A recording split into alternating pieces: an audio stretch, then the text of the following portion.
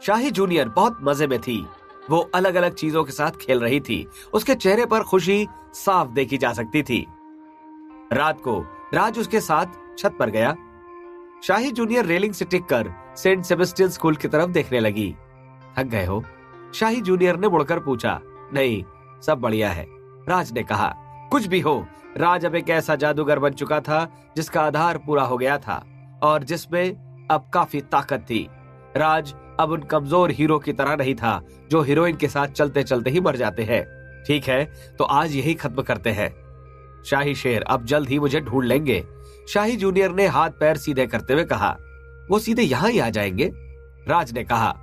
उनकी तलवार उड़ती है और कोई और उसे देख नहीं सकता, तो हाँ, वो सीधे यहाँ आ सकते हैं। मुझे तुम्हारे जितने भी पैसे देने हैं मैं वो अगली बार मिलने पर तुम्हें दूंगी, शाही जूनियर ने मुस्कुराकर कहा। ठीक है, राज ने सिर हिलाकर कहा। ठीक है, तो हमारा हिसाब चुकता हुआ। अब मुझे जाना होगा, शाही शेर आ गए हैं, शाही जूनियर ने कहा। उनके बात करते करते एक रोशनी चमकी और शाही शेर वहां आ गया। अरे शाही शेर, आप तो कितना धीमे धीमे आए, शाही जूनियर ने हंसकर कहा। शाही शेर ने शाही जूनियर की बात पर इतना ध्यान नहीं दिया। राज, तुम्हें मेरी वजह से फिर से तकलीफ हुई, शाही शेर ने शर्मिंदगी के साथ कहा। ऐसा तो बिल्कुल नहीं है, और मैं तो दोपहर में फुर्सत भी था, राज ने कहा। शाही शेर हंसने लगा और उसने शाही जूनियर को पकड़ लिया। मैं शाही जूनियर को एक बार वापस छोड़ दूं तो हम फिर दोबारा मिलेंगे, शाही शेर ने तलवार पर सवार होते हुए कहा। ठीक है, अलविदा सीनियर, राज ने हाथ हिलाकर कहा। बाय राज, शाही जूनियर ने हंसकर कहा। बाय, राज ने हाथ हिलाकर जवाब दिया। इसके बाद तलवार आगे बढ़ने लगी। अलविदा, शाही जूनियर ने एक बार फिर धीमी आवाज में कहा। अगले ही पल शाही जूनियर ऐसे गिरी जैसे किसी ने उसकी सारी शक्ति सोख ली हो। जूनियर, अभी भी उम्मीद बाकी है, शाही शेर ने धीमे से कहा। हाँ, मुझे पता है, मैं अपनी तरफ से पूरी कोशिश करूंगी। भले ही मेरे बचने की उम्मीद बहुत कम है, लेकिन अब जीने की उम्मीद तो कम से कम जिंदा है, शाही जूनियर ने कमजोरी से कहा। शाही जूनियर की बात सुनकर शाही शेर ने अपने दांत पीसे और तलवार की रफ्तार और भी ज्यादा तेज हो गई। तलवार को दूर जाता देखकर राज के चेहरे की मुस्कुराहट गायब हो गई। उसे लग रहा था जैसे शाही जूनियर बस अब अपने आखिरी समय में आ चुकी थी। शायद शाही जूनियर के घाव कभी नहीं भरने वाले थे। ऐसा सोचकर ही राज के दिल में दर्द उठने लगा। हम दोबारा जरूर मिलेंगे, तो मेरे पैसे रखकर कहीं नहीं जा सकती, राज ने धीमे से बड़बड़ाया। इसके बाद राज डॉग फूड लेकर कमरे की तरफ चला गया। कमरे में पहुंचकर राज ने देखा कि शाही जूनियर जिस डिब्बे में आई थी वो किनारे सटाकर रख दिया गया था। अभी तक राज को यह समझ में नहीं आया था कि इस डिब्बे का क्या करना है। अगर ये कोई आम डिब्बा होता तो राज को इसे फेंकने में कोई झिझक नहीं होती, लेकिन ये कफन जैसा दिखने वाला डिब्बा शाही जूनियर का था। शायद इसे किसी कीमती लकड़ी से बनाया गया होगा। समय मिलने पर राज इसे शल्य के घर ले जाने का सोच रहा था। अब उसके सारे दोस्त और जुबैर आ चुके थे। राज, क्या तुम कुत्ता पाल रहे हो? राज के हाथ में डॉग फूड देखने के बाद रोहन ने शक करते हुए पूछा। नहीं, ये मैं अपने एक दोस्त के कुत्ते के लिए लेकर आया हूँ, राज ने हंसकर कहा और कमरे में चारों ओर देखने लगा। टफी अभी भी बिस्तर पर गोल गोल घूम रहा था। अब जब उसके दोस्त वापस आ चुके थे तो टफी खुलेआम नहीं खेल सकता था, वरना अगर कोई अदृश्य चीज कंप्यूटर पर गेम खेलती दिखी तो वो पागल हो जाते। राज को देखकर टफी और जोर जोर से घूमने लगा और राज के हाथ में डॉग फूड को घूरने लगा। राज ने बिस्तर पर यूं ही डॉग फूड फेंक दिया। राज ने चुपके से अपनी उंगली फेर कर उस पैकेट को खोल दिया।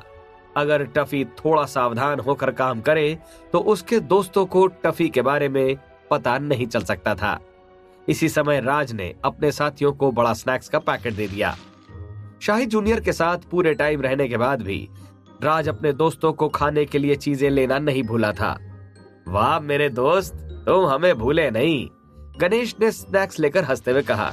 तुम लोग आखिर क्या बात कर रहे थे? राज ने पूछा। हम लोग जुबैर की पत्नी ढूंढने की बात कर रहे थे। आज वो अपने स्वयंवर के लिए पहली लड़की से मिला था। 10 मिनट तक तो उन दोनों ने आपस में बात तक नहीं की थी। ईमानदारी से मैं उस लड़की के मन की बात समझ पा रहा था। वो इतनी साधारण लड़की नहीं थी। अगर उसने जुबैर को 10 मिनट तक झेल लिया उस लड़की में कुछ तो बात होगी। गणेश ने हंसते हुए कहा, तुम्हें तो मुझसे जलन हो रही है। जुबैर ने कहा, जलन हो मेरी जूती को। गणेश ने गुस्से में कहा। यह सुनकर राज भी हंसने लगा। उसने भूख मिटाने की गोली और आत्मीय चाय के डब्बों को एक तरफ रख दिया। आत्मीय चाय तो वो अपने दोस्तों को भी पिला सकता था, लेकिन उससे पहले उसे अपने सीनियर से बात करनी थी कि आम इंसानों के लिए चाय की कितनी पत्ती का इस्तेमाल करना होगा, क्योंकि वो ज्यादा मात्रा में इसका इस्तेमाल नहीं कर सकता था। हाँ राज, क्या रिया की कोई बड़ी बहन है? गणेश ने पूछा। मैंने कभी उससे पूछा नहीं, राज ने नामे सिर हिलाकर कहा। रिया बस राज के बगल में बैठती थी और हॉस्टल तक उसके साथ चलकर आती थी। इसके बावजूद भी उनके बीच कोई खास बातचीत नहीं हुई थी। हाँ, अरे जुबैर के स्वयंवर के लिए रिया की बड़ी बहन का भी सोचा जा रहा है। छुट्टियों के बाद हम रिया की एक बड़ी बहन से जुबैर को मिलवाने वाले हैं। यही कहीं वादियों में इन दोनों को मिलवाया जाएगा। अगर इन दोनों के बीच भी बातें नहीं हो पाई तो वो लड़की इस मौके को छुट्टी समझ के इसका मजा ले सकती है। ऐसे में उसकी जवानी भी बर्बाद नहीं होगी। गणेश ने मुस्कुराते हुए कहा, यह बढ़िया तरकीब है। क्या मैं ये बात रिया तक पहुंचा दूं? राज ने पूछा। नहीं, ऐसी कोई जल्दबाजी नहीं है। अभी हमने जगह का चुनाव नहीं किया है। हमें पहले सब कुछ सोच समझ लेना चाहिए, उसके बाद ही हम जाकर बात करेंगे। गणेश ने हंसकर कहा, खूब मेहनत करो। अगर तुम्हें किसी चीज की जरूरत लगे तो मुझे बताना। राज ने मुस्कुराकर कहा। इसके बाद राज के दोस्त अलग अलग जगहों के बारे में देखने लगे। राज बिस्तर पर जाकर बैठ गया। टफी ने राज को अपनी ढाल बनाकर डॉग फूड खाना शुरू कर दिया। राज ने चुपके से अपनी डिवाइस बाहर निकाली और पहाड़ी महारथियों के मैसेज पढ़ने लगा। दोपहर में पंखुड़ी ऑनलाइन आई थी। करीब 15 दिनों की लगातार मेहनत के बाद उसने पंच तत्व भूत साधना पूरी कर ली थी। इसलिए अपनी मेहनत और इस कठिन सफर की बातें साझा करने के लिए पंखुड़ी ने पहाड़ी महारथियों को चुना था। सभी सीनियर्स ने उसे खूब बधाई दी थी। उस दौरान पंखुड़ी ने राज को भी मेंशन किया था, लेकिन राज उस समय शाही जूनियर के साथ गलियों में भटक रहा था, इसलिए उसने ध्यान नहीं दिया। पंखुड़ी मुबारक हो, तुमने कमाल कर दिया, राज ने जवाब देते हुए कहा। किस्मत से तब पंखुड़ी ऑनलाइन थी। शुक्रिया राज, तुम आज ऑनलाइन क्यों नहीं आए? पंखुड़ी ने पूछा। मैं अपना दिमाग खाली करने के लिए एक दोस्त के साथ टहलने गया था। मैं बस अभी ही वापस आया, राज ने जवाब दिया। मैं भी अपना दिमाग खाली करना चाहती हूँ, पंखुड़ी ने तुरंत ही कहा। अच्छा, तुमने तो भूत से संपर्क साध लिया ना? राज ने पूछा। उसे याद था कि पंखुड़ी और भूपेश के बीच एक वादा हुआ था, जिसके मुताबिक अगर पंखुड़ी भूत से संपर्क साधने में कामयाब हो जाती है तो वो बाहर घूमने जा सकती है। बड़े लोगों को बातों में हराना इतना आसान नहीं है, उनसे बात मनवाना बड़ी टेढ़ी खीर है, पंखुड़ी ने दुखी होकर कहा। क्या? राज ने पूछा। मैं बताती हूँ, मुझे लगा था कि अगर मैं भूत से संपर्क साधने में कामयाब हो गई तो मैं और भूत एक हो जाएंगे और हम अपनी शक्तियां बांट सकेंगे। ऐसा करके मैं अपनी शक्तियां बढ़ा सकती थी, लेकिन मुझे नहीं पता था कि भूत से संपर्क साधने के बाद 15 दिन और लगते हैं, तब जाकर आप और भूत एक हो पाते हो और इसी के बाद आप अपनी शक्तियां साझा कर सकते हो। पापा ने ये बात मुझे पहले नहीं बताई थी। इसका मतलब है कि अभी मुझे 15 दिन तक और मेहनत करनी होगी, पंखुड़ी ने अपना दुखड़ा सुनाते हुए कहा। लेकिन अब पंखुड़ी के अंदर जज्बा जाग गया था, तो शायद वो इस काम को और भी पहले निपटा सकती थी। सिर्फ बाहर घूमने के लिए ही वो इतनी मेहनत कर रही थी। खूब मेहनत करो, राज ने हंसते हुए कहा। राज जानता था कि अच्छे ताकतवर भूतों से संपर्क साधकर अपनी ताकत को बहुत ज्यादा बढ़ाया जा सकता था। ऐसे में जादूगर अपने लेवल से आगे की काबिलियत हासिल कर लेता था। मैं वाकई बहुत मेहनत करूंगी। मैंने सुना है कि रहस्यमयी टापू अभी भी बंगाल की खाड़ी में गई है। अगर मैं जल्द ही इस काम में कामयाब हो गई तो राज हम दोनों इस टापू को ढूंढने चलेंगे, पंखुड़ी ने खुश होकर कहा। ठीक है, अगर हमें मौका मिला तो हम जरूर चलेंगे, राज ने मुस्कुराते हुए कहा। ठीक है, तो ये वादा रहा, मैं जाकर भूत से जुड़ने की कोशिश करती हूँ, पंखुड़ी ने कहा और तुरंत ऑफलाइन हो गई। राज, क्या तुम्हें लाइसेंस मिल गया? करीब 10 मिनट बाद बाबा बैरागी ने पूछा। अभी तो नहीं, मैंने लिखित परीक्षा निकाल ली है। अब मेरा रोड टेस्ट होना है, जिसके बाद अगले 10 दिनों में मुझे मेरे लाइसेंस मिल जाएंगे, राज ने जवाब दिया। ठीक है, खूब मेहनत करो, वसीम जल्द ही वापस आने वाला है, लाइसेंस मिलने के बाद तुमने सोचा है कि तुम कौन सी कार लोगे? बाबा बैरागी ने खुश मिजाज ढंग से पूछा। मैंने अभी तक तो ऐसा कुछ भी नहीं सोचा। मैं अभी भी स्कूल का स्टूडेंट हूँ जो स्कूल में ही रहता है, इसलिए मुझे कार की जरूरत नहीं है। राज ने जवाब दिया। तुम्हें जरूरत पड़ेगी, इसके अलावा मुझे कुछ और तैयारियां भी करनी होंगी। मैं तुम्हें कार के अलग अलग मॉडल्स भेजता हूँ, तुम उनमें से 20 चुन सकते हो। वसीम को लाने के लिए इतना काफी होगा। बाबा बैरागी ने समझाते हुए कहा। इतना काफी होगा? क्या वसीम कार पर रिसर्च करने वाले हैं? राज ने सवाल किया। उसे समझ नहीं आ रहा था कि इतनी सारी कार का आखिर क्या इस्तेमाल था। हाँ, ऐसा कह सकते हो, बाबा बैरागी ने जवाब दिया। राज को बाबा बैरागी की बात समझ नहीं आई और वो अपना सिर खुजलाने लगा। क्या राज और वसीम की मुलाकात अच्छी होगी? क्या राज पहाड़ी महारथियों की साजिश समझ पाएगा? लंबकड़, क्या तुम अभी ऑनलाइन हो? मुझे ऐसी जानकारी मिली है कि हम रहस्यमय टापू को अगले कुछ दिनों में ढूंढ सकते हैं, त्रिकालदर्शी ने कहा। मैं जल्दी पहुंच जाऊंगा। याददाश्त भूलने से बचने के लिए मैंने कुछ जादुई खजाने और नए जमाने के प्रोडक्ट्स तैयार किए हैं, बस इसी में थोड़ा समय लग गया।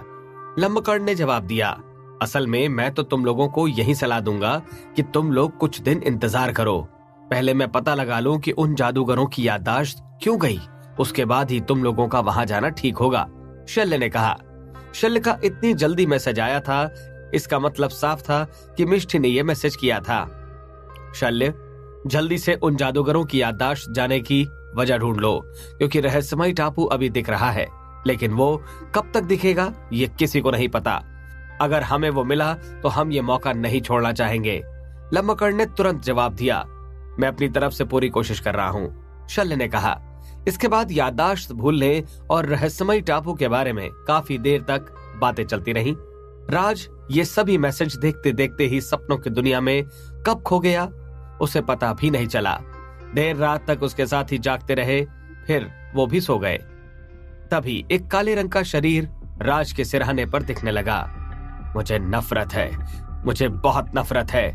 उस आत्मीय शरीर में से आवाज आई जो धीरे धीरे तेज होती गई। राज ने अनजाने में ही खुद को सिकोड़ लिया। उसे नहीं पता था कि बाहर क्या चल रहा था। अरे ये फिर आ गया। टफी ने आंखें खोलकर देखा और उस आत्मीय शरीर को मुंह खोलकर निकल गया। जिस हिसाब से टफी ने यह काम किया था, उसे देखकर यही लग रहा था कि वो पहली बार ऐसा नहीं कर रहा था। अगली सुबह हल्के बादल छाए थे और कभी कभी थोड़ी बारिश की बूंदें भी बरस रही थी। आज राज और रोहन रोड पर गाड़ी चलाने वाले थे। उसके बाद वो लोग थोड़ी देर मैदान में भी गाड़ी चलाने वाले थे। राज ने थोड़ा समय निकालकर शुरुआती बुद्ध फिस्ट टेक्निक की प्रैक्टिस कर ली और फिर भागकर स्कूल के गेट पर पहुंच गया। रोहन पहले से ही वहां इंतजार कर रहा था। अभी तक वो इंस्ट्रक्टर नहीं आया? राज ने हाथ हिलाते हुए पूछा। मुझे सुनने में आया है कि इंस्ट्रक्टर किसी लड़की को हमारे साथ लेकर जाने वाला है, इसलिए वो लड़की पहले गाड़ी चला रही है, रोहन ने जवाब दिया। जब वो दोनों बात कर रहे थे तभी एक कार उनकी तरफ आई। इंस्ट्रक्टर 30 साल के ऊपर का एक आदमी था और उसके बगल में चोटी बंधे एक लड़की बैठी थी जो थोड़ी परेशान दिख रही थी। राज के सुनने की शक्ति काफी तेज हो चुकी थी, इसलिए वो इंस्ट्रक्टर और उस लड़की की बातें काफी दूर से सुन सकता था। तुम्हें सामने वो आदमी दिख रहा है, सीधा गाड़ी चलाओ और उसके ऊपर चढ़ा दो, इंस्ट्रक्टर ने क्रॉसिंग की तरफ इशारा करके कहा। अरे हमें उसके ऊपर गाड़ी क्यों चढ़ानी है? मुझे किसी के ऊपर गाड़ी चढ़ाने की हिम्मत नहीं है, लड़की ने चौंक कर कहा। हिम्मत नहीं है तो फिर तुम एक्सीलेटर से पैर क्यों हटा रही हो? इंस्ट्रक्टर ने गुस्से में कहा। यह सुनकर लड़की भड़क गई। ठीक है, पहले रुको, तुम्हें गाड़ी रोकने का तरीका याद है? रोड लाइट की तरफ मुड़ो, फिर क्रॉसिंग देखो, उसके बाद धीरे धीरे उन दोनों लड़कों के पास गाड़ी रोक दो। इंस्ट्रक्टर ने एक एक बात बताई। अभी अभी उसे राज और रोहन जैसे लोग मिले थे जो एक ही बार बताने पर गाड़ी सीख सकते थे, लेकिन बाकी लोगों पर उसको बहुत चिल्लाना पड़ता था। जैसे ही गाड़ी रुकी, रोहन ने कार का दरवाजा खोला और अंदर बैठ गया। आओ राज, अब गाड़ी चलाने की बारी तुम्हारी है, इंस्ट्रक्टर ने कहा। उस लड़की ने इतनी लंबी सांस छोड़ी जैसे उसके सीने से कोई बड़ा बोझ हल्का हो गया हो और वो तुरंत जाकर पीछे बैठ गई। ठीक है, राज आगे बैठा और उसने सीट बेल्ट लगा ली। राज ने धीमे से गाड़ी को शुरू किया और गियर बदलते हुए धीरे धीरे गाड़ी चलाने लगा। अगर राज इस समय गाड़ी का लाइसेंस बनाने के लिए ना आया होता तो इंस्ट्रक्टर इस समय राज के गाड़ी चलाने के ढंग को देखकर यही कहता कि राज पहले से ही गाड़ी चलाने में माहिर है। असल में इस इंस्ट्रक्टर को इसी तरह के लोग पसंद आते थे। राज को गाड़ी चलाता देखकर इंस्ट्रक्टर के चेहरे पर अलग तरह का सुकून था। इंस्ट्रक्टर चाहता था कि सभी स्टूडेंट्स ऐसे ही रहें ताकि उसे जबरन चिल्लाने की जरूरत ही ना पड़े। बहुत बढ़िया राज, अब दूसरी लेन में आ जाओ और पीछे बैठ जाओ। थोड़ी देर रोहन को गाड़ी चलाने दो। जैसे तुमने गाड़ी चलाई है उस हिसाब से तुम रोड पर गाड़ी चलाने के लिए हफ्ते भर में ही तैयार हो जाओगे। इंस्ट्रक्टर ने मुस्कुराते हुए कहा। और मेरा क्या? गाड़ी में बैठी लड़की ने पूछा। अगर तुम्हारी बात करें तो मैं उस दिन का इंतजार करूंगा जब तुम कार में ना बैठो और मेरे साथ बुढ़ापा देखकर एक दिन मर जाओ। उस दिन मैं तुम्हें रोड पर गाड़ी चलाने के काबिल घोषित कर दूंगा। इंस्ट्रक्टर ने सीरियस होकर कहा। लड़की बेमन की हंसी हंसकर पीछे हट गई। रोहन से सीट बदलने के बाद राज पीछे आकर बैठ गया और उसने चुपके से अपनी डिवाइस में पहाड़ी महारथियों का ग्रुप खोल लिया। उसने इस बात का खास ध्यान रखा कि बगल में बैठी लड़की ताक झांक करके कुछ भी न देख पाए। अभी ग्रुप में काफी बातचीत हो रही थी। मुझे वो रहस्यमयी टापू बहुत अच्छी लगी। जैसा कि शल्य ने कहा था कि वहां उड़कर नहीं जाया जा सकता, वो एकदम सही था। हालांकि वहां मौजूद गहरे कोहरे में आती खुशबू से मैं कह सकता हूँ कि वहां कई बेशकीमती जड़ी बूटियां मौजूद हैं। त्रिकालदर्शी ने खबर भेजते हुए कहा। त्रिकालदर्शी, वहां के कोऑर्डिनेट भेजो। मैं और लम्बकण तुरंत ही वहां पहुंचते हैं। तलत ने कहा। उस समय हम सभी को मेरे जादुई खजाने की जरूरत होगी। मैंने सभी के लिए छोटे कैमरे भी रख लिए हैं। अगर हमारी भी याददाश्त चली गई तो भी हम कैमरे की मदद से याददाश्त जाने के रहस्य से पर्दा उठा सकते हैं। बस हमारे जादुई खजाने और कैमरे को कोई नुकसान ना पहुंचे।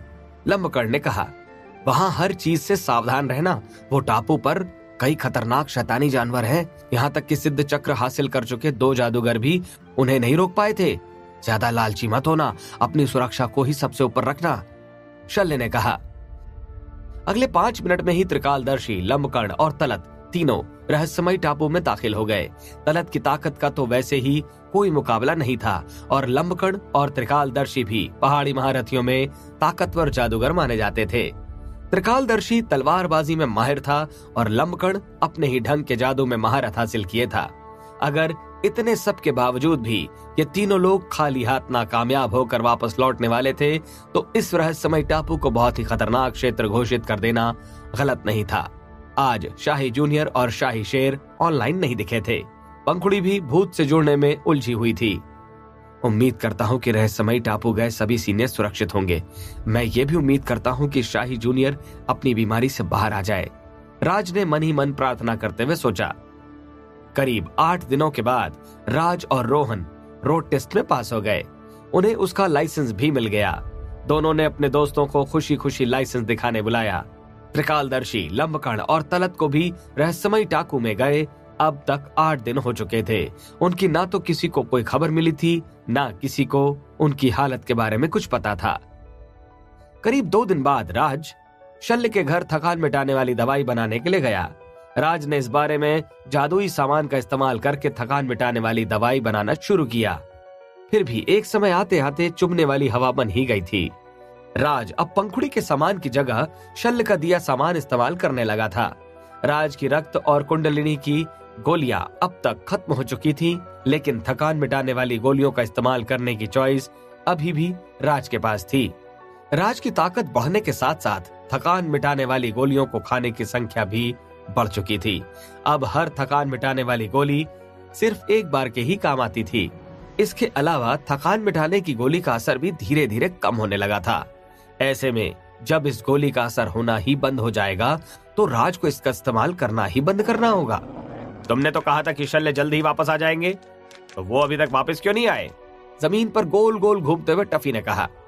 शल्य जिस याददाश्त भूलने की समस्या से जूझ रहे हैं वो नाक में दम कर चुकी है, इसलिए उन्हें लौटने में वक्त लग रहा है, राज ने अपनी नाक बंद करते हुए कहा और थकान मिटाने वाली दवाई एक झटके में पी ली।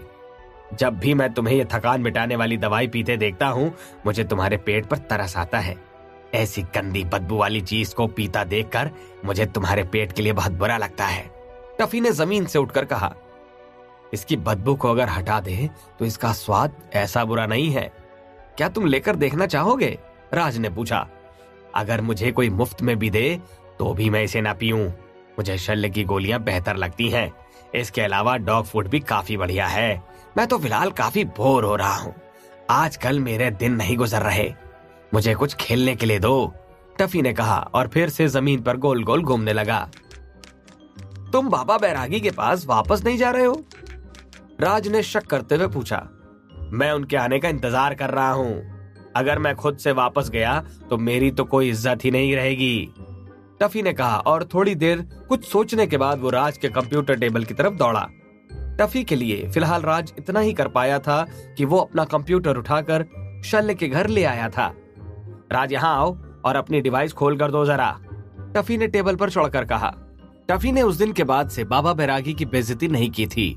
उसने ठान लिया था कि वो तब तक बाबा बैरागी की बेइज्जती करेगा जब तक बाबा बैरागी उसे लेने के लिए नहीं आ जाते। ये टफी को रोजाना का एक काम मिल गया था। राज ने भी शांति से अपनी डिवाइस खोलकर टफी को दे दी। बाबा बैरागी, मैं फिर से वापस आ गया। तुम मुझे वापस लेने के लिए कब आने वाले हो? मैं बहुत बोर हो रहा हूँ, राज की तरफ से टफी ने मैसेज करते हुए कहा। मेरे पास अभी वक्त नहीं है, तुम खुद ही वापस आ जाओ, बाबा बैरागी ने जवाब दिया। बेवकूफ, अगर मैं खुद से वापस आया तो मेरी क्या इज्जत रह जाएगी? जल्दी आओ और आकर मुझे ले जाओ, टफी ने अगला मैसेज किया। मेरे पास वक्त नहीं है, बाबा बैरागी ने बस इतना ही कहा और राज की डिवाइस को फिर से ब्लॉक कर दिया।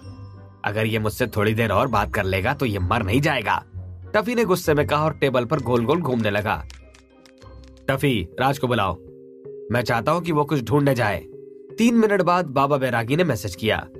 राज, ये बेवकूफ बाबा बैरागी तुम्हें बुला रहे हैं, टफी ने एक्साइटेड होकर कहा।